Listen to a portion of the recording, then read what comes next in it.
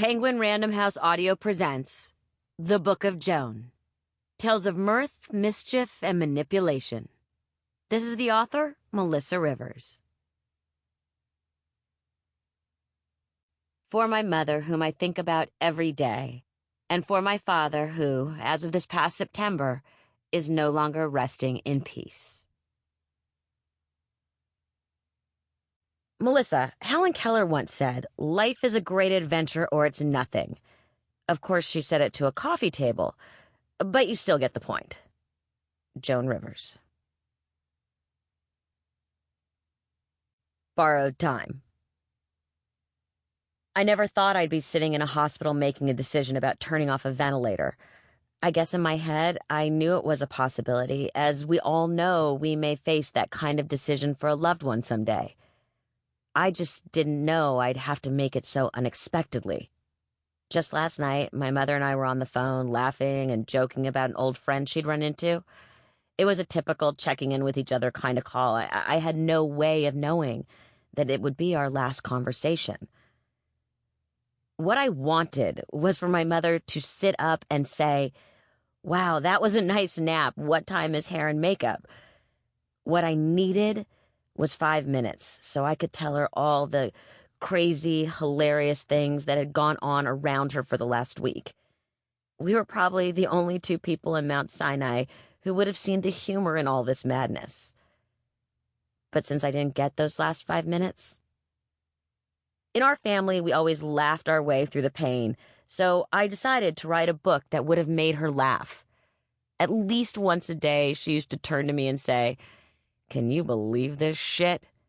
And I'd say, "Yes, Mommy, I can."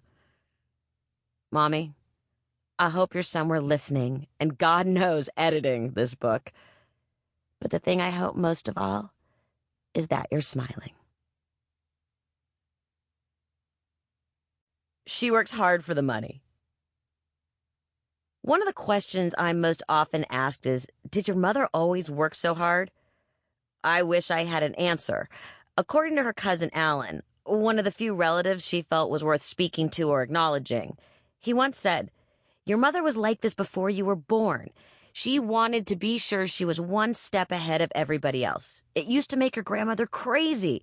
We'd sit down to play a game of Monopoly, and by the time we were once around the board, she co-opted 3 hotels and was trying to foreclose on our cousin Charlotte's properties. I think this is one of the reasons I finally settled in Vermont. The family gatherings were way too intense for me." My mother was a comedian, actress, writer, producer, jewelry monger, tchotchke maker, spokesperson, hand model, celebrity apprentice winner, and self-appointed somewhat goodwill ambassador to 27 third world countries that were unaware they had a goodwill ambassador. It was kind of a power move on her part, not unlike the time she named herself block captain of her block in New York, which, by the way, had no block association. I think this was a nod to the Eisenhower years, which I never fully understood.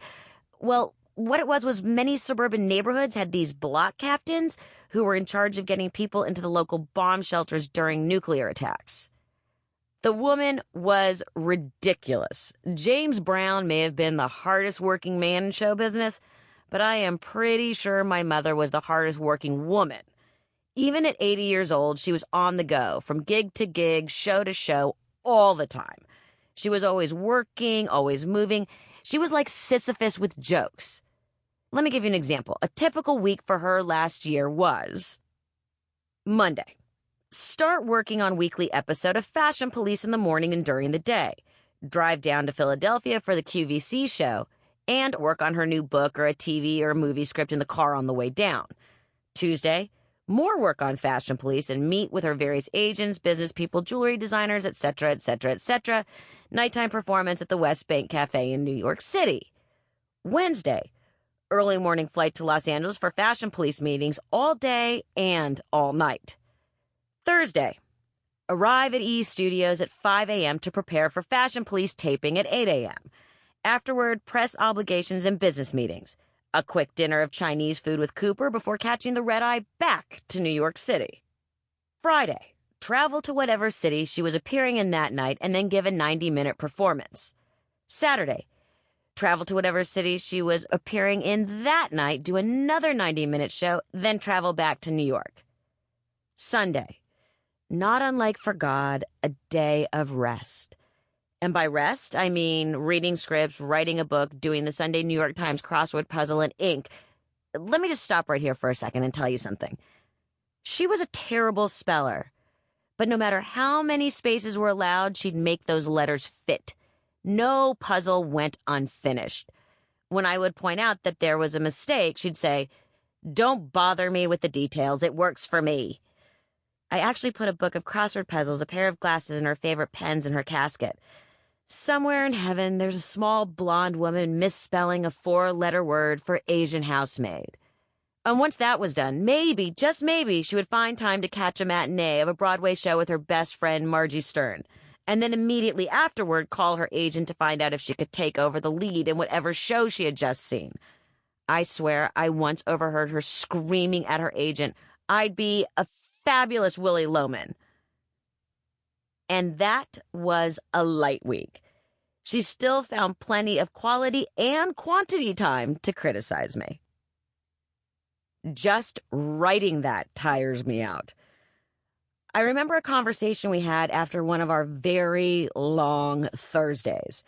We'd shot an episode of Fashion Police and then taped scenes for Joan and Melissa, Joan Knows Best, and that night we did 4 interviews for In Bed with Joan. At the end of the night, after the camera crew and production team had finally left, I went downstairs to her bedroom. She was laying in bed in her bathrobe, and I started telling her that she needed to slow down. I told her that it wasn't healthy, physically, mentally, or emotionally, especially at her age, to keep working these hours. I told her that I was worried about her and that Cooper was worried about her too. I was pouring my heart out, thinking, oh my God, I'm getting somewhere, as she hadn't interrupted me. I looked over and saw that her eyes were shut. I thought she had fallen asleep and hadn't heard a word I'd said, so I nudged her and said, "Mom?" She shushed me and said, "Melissa, please, I'm practicing visualization techniques and I'm seeing myself as the face of Depends." Oh, and for those of you that were wondering, the correct answer for Asian housemaid is Amma, A-M-A-H. Somewhere in heaven, she's probably trying to shove in cash under table.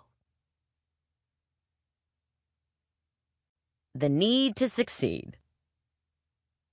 I don't know or pretend to know what happens to us after we die. I mean, nobody really does except the dead, and they're not talking.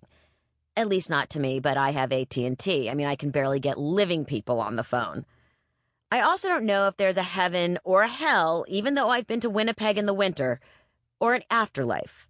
But what I do know is that if there is an afterlife, my mother is coming back as a pack animal. It's the only other one of God's creatures that was born and raised to work as hard as she did.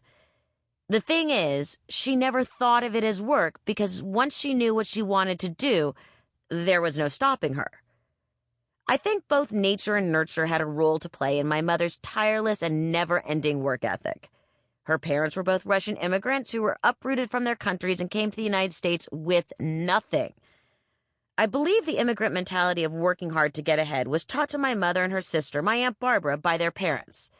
So when my mother became a parent, there was no question she was going to be a working mother. And she became one long before it was fashionable or, as times have changed, necessary.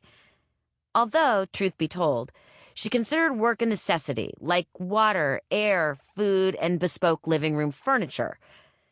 She didn't have to get a job. My father always made a good salary, and we would have been more than comfortable on his income. So, during my childhood, my mother's drive was not all about money, although we certainly lived well, and it also wasn't about fame. On one of her last national televised interviews, it was on the Tavis Smiley Show on July 13 and 14, 2014. Tavis asked her why she worked so hard at comedy, and she said it wasn't a choice. She told him that comedy was her calling. She said that's why comics are here. We're put on earth to make people laugh. Whether that's true or not, I don't know. I mean, I didn't take philosophy, theology, or Sample complete. Ready to continue?